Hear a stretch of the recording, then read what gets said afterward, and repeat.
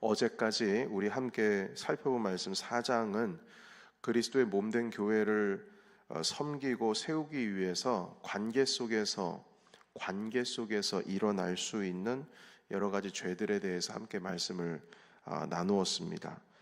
그것을 다시 한번 좀 복기하자면 살펴보자면 25절의 거짓, 26절에 분내는 것, 28절에 도적질, 29절에 더러운 말 하는 것, 그리고 31절에 보면 사장입니다. 예, 악독 그리고 노함입니다. 그런데 성경은 이런 것들을 하지 않음으로 교회를 세워라 이렇게 말씀하지를 않으시고, 이런 것을 하지 않는 것을 넘어서서 오히려 그 반대되는 것을 적극적으로 함으로 교회를 세워라 이렇게 말씀하십니다. 그러니까 안 하는 게 중요한 게 아니에요. 그 반대되는 것을 하는 게 중요한 겁니다. 그래서 4장 25절에는 거짓을 버리고 참된 것을 말하는 겁니다. 그러니까 거짓을 버리는 게 중요한 게 아니고 참된 것을 말하는 게 중요한 거예요. 26절에는 분을 품어도 해가 지기 전까지 용서하는 것. 그러니까 분을 안 내는 게 중요한 것이 아니라 용서하는 게 중요한 것이고요.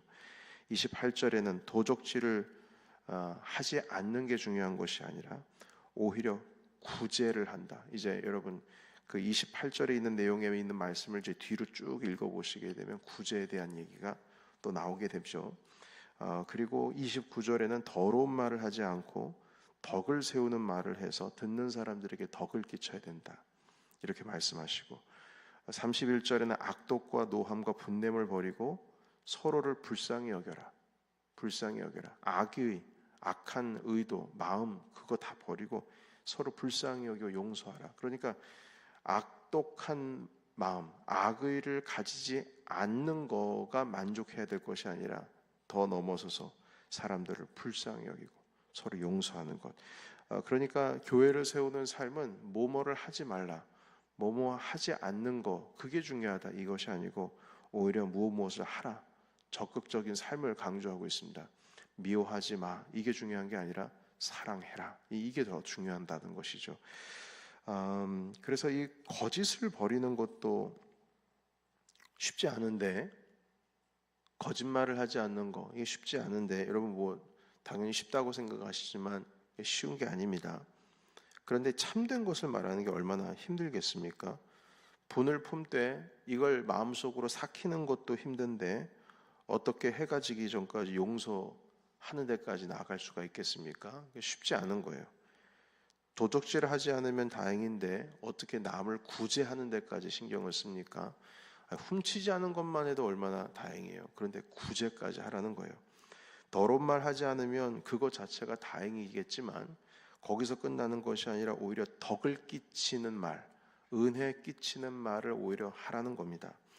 자, 그래서 교회를 세우고 공동체를 세우는 것, 에베소 교회라고 하는 것 자체가 이방인과 유대인들이 섞여 있는 곳인데 서로 남남이 돼서 멀어져 있는 것, 도저히 너희들과는 우리가 지금까지 인류 그 민족의 역사 가운데 이방인들과 말을 섞은 적이 없고 밥을 같이 먹은 적이 없는데 어떻게 같이 할 수가 있느냐라고 했을 때 그 둘을 하나로 만들고 그 둘을 예수 그리스도의 보혈의 피로 말미암아 하나님의 가족 되기 위해서 지금 사도 바울께서는 말씀하십니다. 그런데 그것이 뭘 하지 않고 어느 정도의 디스턴스 거리를 유지해서 그래 내가 이거 하지 않을 테니까 너도 이거 하지 마, 그냥 그렇게 해서 교회가 세워지는 게 아니라 서로 하지마가 아니라 오히려 선한 말을 하고 덕을 세우는 말을 하고 불쌍히 여기고 그냥 분을 내지 않고 삭히는 데서 끝나는 것이 아니라 용서하고 악의를 마음을 갖는 것이 아니라 오히려 사랑하고 적극적으로 나아가는 것이 에베소 교회를 세우는 것이지, 뭘 하지 않으면 그 정도면 됐다 이게 아니라는 겁니다. 여러분, 그래서 교회를 세우는 것은 적극적인 삶이 필요합니다. 건강한 교회를 세워야 되지 않겠습니까?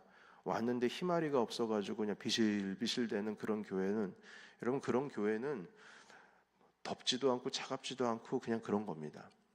우리가 주님 앞에 나아가는 교회 공동체를 세운다는 것은 적극적으로, 그리고 건강하게 세우기 위해서는 뭘 하지 않는 데서 끝내는 것이 아니라 적극적으로 하는 것을 주님께서 요구를 하고 있습니다. 그래서 그 요구를 주님께서 적극적인 내용을 다시 한번 구체적으로 말씀하시는데 그것이 바로 5장 1절에 있는 말씀이 되겠습니다. 5장 1절에 뭐라고 말씀하시냐면 하나님을 본받는 자가 되라 이렇게 말씀하십니다. 1절 같이 읽겠습니다. 자, 시작. 그러므로 사랑을 받는 자녀같이 너희는 하나님을 본받는 자가 되고 하나님을 본받는 자가 되고. 여러분, 사람을 따라가는 것도 힘든데 좋은 모범이 될 수 있는 사람 따라가는 것도 힘든데 오늘 보신 말씀은 하나님을 본받으라 이렇게 말씀합니다. 원어 성경에서는 하나님의 형상을 그대로 닮아라, 하나님을 따라해라, 하나님을 복사해라, 카피해라 이런 식으로 표현을 하고 있습니다. 이 닮으라는 표현은 복사라는 겁니다. 주님을 그대로 너의 인생 가운데 네 삶 가운데 하나님을 그대로 복사해서 살아야 된다는 거죠. 여러분 이렇게 하나님을 따라 살고 하나님을 닮아 사는 것은 닮으면서 사는 것은 이것은 교회를 세워야 하는 우리의 노력이 얼마나 치러야 할 대가가 큰지를 가르쳐 주고 계시는 것입니다. 여러분 하나님을 닮아야 하는 데에 노력이 안 필요할까요? 노력이 안 필요하겠습니까? 어마어마한 노력이 필요한 겁니다. 주님을 닮아간다는 건. 주님을 닮아간다는 것은 어마어마한 노력이 필요합니다. 왜냐하면 주님께서는 사람을 사랑하실 때 끝까지 사랑하시는 분이고 용서하실 때 끝까지 용서하시는 분이시고 참으실 때도 끝까지 참으시는 분이신데 그걸 어떻게 따라갑니까? 주님을 닮으라는 말이 얼굴 뜯어고쳐서 성형하라는 뜻이 아니라 그 마음, 그 성품, 그 주님의 본성, 신의 성품, 품성 그것을 따라가라고 말씀하시는데 희생이 없이 이게 가능하겠습니까? 그래서 여러분 우리가 주목해야 할 단어가 오늘 5장 1절 그리고 2절에 등장하는 사랑이라는 단어입니다. 1절에서는 하나님의 본받는 자가 되되 하나님의 사랑을 입은 자같이 사랑을 받은 자녀같이 하라 이런 말씀하시는데 2절을 보시겠습니다. 2절 우리 같이 읽겠습니다. 시작. 그리스도께서 너희를 사랑하신 것 같이 너희도 사랑 가운데서 행하라. 그는 우리를 위하여 자신을 버리사 향기로운 제물과 희생 제물로 하나님께 드리셨느니라. 아멘. 여러분 주님을 본받는 자가 되라고 했을 때 그 본받는 내용 그 내용을 사랑이라고 하는 단어로 지금 말씀을 하고 있습니다. 5장 2절입니다. 그리스도께서 너희를 사랑한 것과 같이 하나님을 본받아 그리스도를 본받아 너희도 사랑 가운데서 행하라 이렇게 말씀하시죠. 그런데 이 사랑이라고 하는 것에 성격이 있습니다. 뭐가 사랑이냐? 뭐 어떻게 하는 게 사랑이냐? 그런데 그 사랑이라고 하는 것이 어떤 의미가 있냐면 희생하라는 표현으로 지금 되어 있습니다. 보시겠습니다. 2절 사랑 가운데서 행하라. 그는 우리를 위하여 자신을 버리사 향기로운 제물과 희생 제물로 하나님께 드리셨느니라. 그러니까 주님의 사랑을 본받으려면 하나님의 형상 가운데 사랑이라고 하는 형상을 받으려면 그 성품을 본받으려면 그 성품을 복사하려면 그 사랑 중에서도 희생하는 사랑을 우리가 닮아야 된다는 겁니다.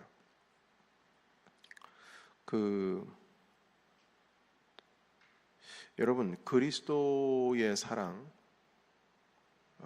기독교의 사랑은 희생하는 사랑입니다. 사실 여러 종교에서도 사랑에 대한 얘기를 좀 하고 있는 것 같습니다. 예를 들면 불교 같은 경우에는 자비라는 표현을 하고 있지 않습니까? 자비, 불쌍히 여기는 거. 그리고 자비롭다라는 의미를 우리가 다 알잖아요. 제가 구체적으로 표현하려니까 좀 한계가 있습니다만. 그런데 불교에서의 사랑을 자비라고 표현할 수 있다면 그리스도교, 그러니까 우리 기독교, 우리 교회, 성도들이 말하고 있는, 그러니까 교회에서 성경이 말하고 있는 사랑의 형태는 희생입니다. 여러분, 자비의 사랑이 더 세겠습니까? 희생의 사랑이 더 세겠습니까? 희생의 사랑이 더 셉니다. 심지어는 그 고린도전서 13장에 말씀하시는 사랑은 자기 몸을 자기 친구를 위하여 내어 줄지라도 사랑이 없으면 아무것도 아니다, 이렇게 말씀합니다. 그러니까 자기 친구를 위하여, 내 이웃을 위하여 내 몸을 내어 준다 해도 사랑이 없으면 헛거다, 이렇게 말씀하시는데, 저는 이제 그 말씀에 사실 저는 물음표가 있었어요. 아니, 자기 자신을 주는 거, 내어주는 거보다 더 큰 사랑이 있을까? 그러니까 여러분, 이 말씀의 의미는 뭐냐면, 예수 그리스도께서 우리를 위해서 희생하는 거, 그 희생하는 것이 단순히 내가 내 목숨을 내어줬다라고 하는 의미가, 그래 내가 너를 위해 죽어줄 거야 라고 하는 그런 개념에서 끝나는 것이 아니라, 주님께서 우리에게 보여주신 사랑은 자기 몸을 내어주시기까지 사랑하시는 그 사랑보다 더 크다는 겁니다. 그러니까 여러분, 사랑이라고 하는 개념이 우리가 희생이라고 하는 단어이지만, 그 희생이라고 하는 단어에 하나님께서 우리를 사랑하시는 사랑을 그 단어 하나에 사실 담을 수가 없습니다. 오히려 더 어마어마하게 큽니다. 그래서 그걸 굳이 말을 하자면 희생이라고 하는 단어로 담을 수 있겠습니다만, 오늘 주신 말씀 가운데 있어서 그 에베소 교회에게 말씀하시는 겁니다. 사랑이라고 하는 것에 대해서 주님께서 우리에게 보여주신 사랑을, 그 모든 사랑을 우리가 어떻게 표현할 수가 있겠느냐라고 했을 때, 그래도 표현할 수 있다면, 예수 그리스도의 십자가, 당신의 사랑하시는 아들을 우리에게 내어주시는, 내 목숨을 내어줄 수는 있겠지만 내 자식의 목숨을 대신 내준다는 것은, 그건 더 큰 사랑입니다. 어마어마한 희생입니다. 그래서 여러분, 오늘 이 주신 말씀 가운데 교회는 그냥 단순히 뭘 하지 않음으로 인해서 어느 정도 거리 유지해 가지고 세워나가는 게 교회가 아니라, 당신 자신의 몸을 내어주시고, 그리고 하나님의 입장에서는 당신의 사랑하시는 아들을 내어주시는 희생으로서 우리를 품으셨듯이, 그런 사랑으로 하나님을 본받는 자가 되어서 서로가 서로를 사랑할 때, 그것이 교회다, 이렇게 정리를 해주시는 겁니다. 그래서 에베소서는 교회론에 대해서 이 공동체에서 그 주제를 가지고 말하고 있는데요, 이 말씀은 우리가 읽을 때 관계 안에서 읽어야 되는 겁니다. 그래서 에베소서를 우리가 계속 1장부터 읽어내려갈 때 하나님과의 관계 속에서 읽어내려가는 것이 아니라 내 이웃과의 관계를 늘 염두하시면서 이 에베소서를 읽어야 될 것입니다. 그래서 이 에베소서에서 말씀하고 계시는 결론적으로 지금 5장에서 좀 계속 확장시켜 나가고 있는 것은 무엇이냐면, 빛의 자녀들처럼 행하라 하신 이 말씀 가운데 있습니다. 우리 말씀 한번 찾아볼까요? 어디에 있는지. 몇 절에 있습니까? 빛의 자녀들처럼 행하라. 8절이죠. 8절에서부터 9절까지, 10절까지 우리 같이 읽겠습니다. 자, 시작. 너희가 전에는 어둠이더니 이제는 주 안에서 빛이라. 빛의 자녀들처럼 행하라. 빛의 열매는 모든 착함과 의로움과 진실함에 있느니라. 주를 기쁘시게 할 것이 무엇인가 시험하여 보라. 아멘. 여러분, 결국에는 우리가 빛입니다. 그러니까 사랑하는 것도요, 내가 너를 사랑해, 내가 너를 위해서 희생해, 여기서 끝나는 것이 아니라 그 사랑이라고 하는 것이 빛이 되어야 된다는 겁니다. 여러분, 제가 이제 지난 주일에 우리 말씀 함께 나눌 때 giver, taker, matcher 뭐 이런 기억나시죠? 그런데 giver라고 하는, 우리가 giver가 돼야 된다, 이런 말씀을 나눴을 때 성도님들이 조금 오해하실 수 있다는 느낌이 들었어요. 그게 뭐냐면, giver가 그냥 주는 거, 내가 주는 거.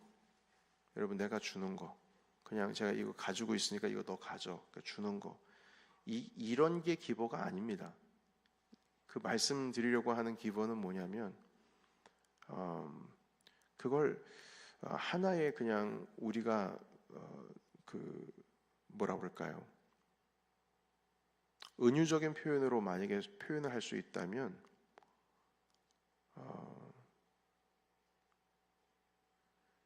오늘 주신 말씀과 같습니다. 빛이 되는 겁니다. 여러분, 빛은 흡수가 되는 것이 아니라 발산하는 거죠. 조건 없습니다. 조건 없이 그냥 베푸는 겁니다. 한마디로 태양과 같습니다. 그냥 주는 거예요. 그런데 오늘 말씀해 보시게 되면 어둠이라는 표현이 등장합니다. 한번 찾아보십시오. 11절, 너희는 열매 없는 어둠의 일에 참여하지 말고 말씀하십니다. 어둠의 일에 참여하지 말고. 어둠이라고 하는 것, 어둠은 빛을 흡수합니다. 뭐를 흡수해요? 그러니까 영향을 받죠. 그런데 우리는 빛이라는 거예요. 이 발산하는 겁니다. 태양입니다. 태양은 조건이 없습니다. 그냥 우리 가운데 빛을 줄 때 선한 사람, 나쁜 사람 가려가면서 햇빛이 우리에게 도달하는 것이 아니라 일단 우리가 이 땅을 살아가면은 아침에 일어나게 되면은 태양빛을 보게 돼 있습니다. 주님은 그렇게 우리에게 다가오셨어요. 당신의 본성, 당신의 성품을 우리 가운데 그냥 드러내 보이십니다. 그렇게 세상 가운데 나가라는 거예요.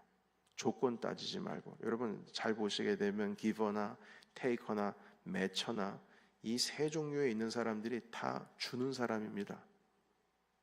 테이커도 받기 전에 뭔가를 줘요. 왠 줄 아십니까? 받기 위해서 주는 겁니다. 조건이 있어요.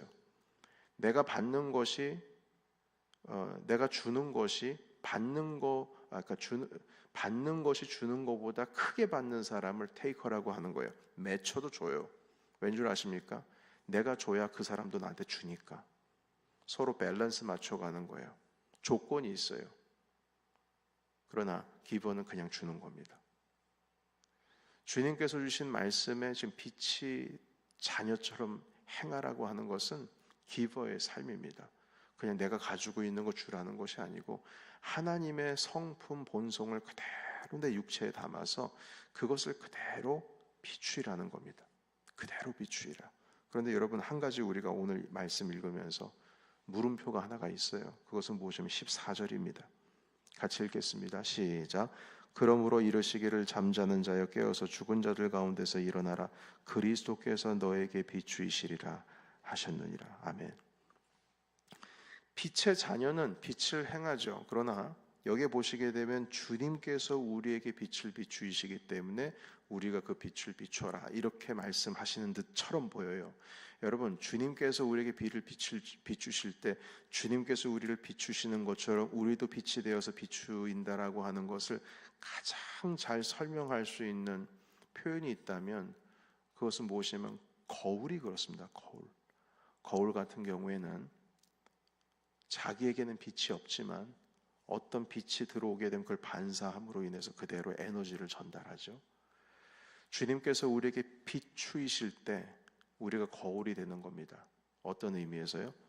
오늘 5장 1절에 있는 것처럼 너희는 사랑받는 자녀같이 하나님을 본받는 자가 되고 하나님을 카피해라. 주님을 그대로 닮아라. 그래서 주님께서 그에게 너에게 빛을 비추실 때에 너희는 그 빛을 그대로 사람들에게 조건 없이 나눠주라 라는 말씀인 것입니다. 여러분 우리는 거울이 돼서 하나님을 바라보면 주님의 성품과 주님의 본성이 그대로 우리 가운데 카피가 됩니다. 그리고 그 삶을 그대로 사람들에게 나타내 보여준다는 거예요. 그래서 주님께서 우리에게 빛을 비춰주시면 우리가 그대로 그 빛을 세상 가운데 빛의 자녀들처럼 행하는 삶을 살아가는 것입니다. 그래서요 여러분 정말 빛의 자녀가 되고 싶으시면 하나님을 바라보지 않고서는 될 수가 없습니다. 주님의 성품을 묵상하고 주님의 성품 가운데 가까이 가고 우리의 방향이 하나님을 향한 방향이 돼야 주님을 본받을 수가 있고 닮을 수가 있고 카피가 될 수가 있습니다. 그래서 오늘 주신 이 말씀을 통하여서 이 땅 가운데 교회를 세워나간다는 것이 얼마나 쉽지 않은 일인지, 그러나 이것은 우리가 되면 할 수 있으면 하고 뭐 할 수 없으면 말고가 아니라 이 땅을 살아가면서 하나님의 자녀로 살아가게 된다면 이것은 우리가 마땅히 해야 할 주님께서 우리에게 주신 사명과도 같습니다. 이것이 없으면 우리는 아무것도 아닙니다. 오늘 말씀해 보시게 되면 그런 말씀도 있죠. 하나님의 유업을 받을 수 없다라고 되어 있는데 5절에 있는 말씀 같이 읽겠습니다. 시작. 너희도 이것을 정녕 이것을 알거니와 음행하는 자나 더러운 자나 탐하는 자 곧 우상 숭배자는 다 그리스도 하나님 나라에서 기업을 얻지 못하리니. 아멘. 여러분, 우리가 적극적으로 빛의 자녀들처럼 행하지를 않으면 이렇게 되는 건 시간 문제예요. 결국에는 시간 문제입니다. 여러분, 아무리 나는 괜찮다 조심스럽게 다닌다고 하더라도 우리가 이 땅 가운데서 살아갈 때에, 여러분 지난번에 제가 설교를 한번 새벽 기도회 때 했던 것 같아요. 페인트 칠을 한 집에서 아무리 깨끗하게 살아가려고 해도 나도 모르는 사이에 페인트 묻어 있습니다. 여러분, 이 땅 가운데서 살아갈 때 적극적으로 주님을 가까이 나아가는 삶을 살지 않으면 나도 모르게 어느새 이 5장 3절에 있는 4절에 있는 5절에 있는 그리고 어제 읽었던 4장 25절 이하에 있는 그 내용들이 우리 가운데 계속 묻어나게 될 것입니다. 적극적으로 빛의 자녀들처럼 행해야 된다는 것이죠. 그래서 오늘 이 말씀을 통하여서 우리가 주님의 공동체를 세워나가는데 그냥 단순히 내 마음 가운데 있는 뭐 선한 걸 하면 되지, 사람이 양심에 따라 살면 되지, 그 정도의 헌신을 말씀하시는 것이 아니라 주님을 본받으라고 했습니다. 그래서 오늘 이 말씀 우리 같이 다시 한번 1절에서 14절까지 있는 말씀을 지금까지 함께 나눴던 그 모든 내용들을 기억하시고 생각하시면서 마지막으로 함께 읽고 오늘 새벽 기도의 말씀의 시간 마치도록 하겠습니다. 5장 1절부터 천천히 생각하시면서 읽는 겁니다. 14절까지. 자, 시작. 그러므로 사랑을 받는 자녀같이 너희는 하나님을 본받는 자가 되고 그리스도께서 너희를 사랑하신 것 같이 너희도 사랑 가운데서 행하라. 그는 우리를 위하여 자신을 버리사 향기로운 제물과 희생 제물로 하나님께 드리셨느니라. 음행과 온갖 더러운 것과 탐욕은 너희 중에서 그 이름조차도 부르지 말라. 이는 성도에게 마땅한 바니라.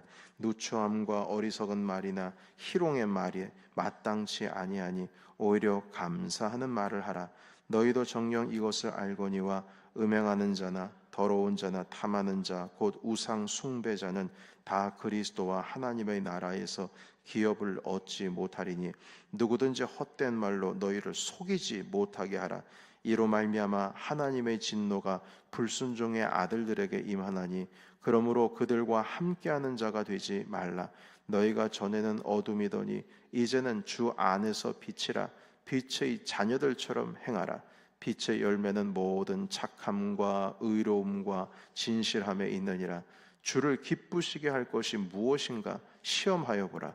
너희는 열매 없는 어둠의 일에 참여하지 말고 도리어 책망하라. 그들이 은밀히 행하는 것들은 말하기도 부끄러운 것들이라. 그러나 책망을 받는 모든 것은 빛으로 말미암아 드러나나니 드러나는 것마다 빛이니라. 그러므로 이르시기를 잠자는 자여 깨어서 죽은 자들 가운데서 일어나라. 그리스도께서 너희에게 비추이시리라 하셨느니라. 아멘.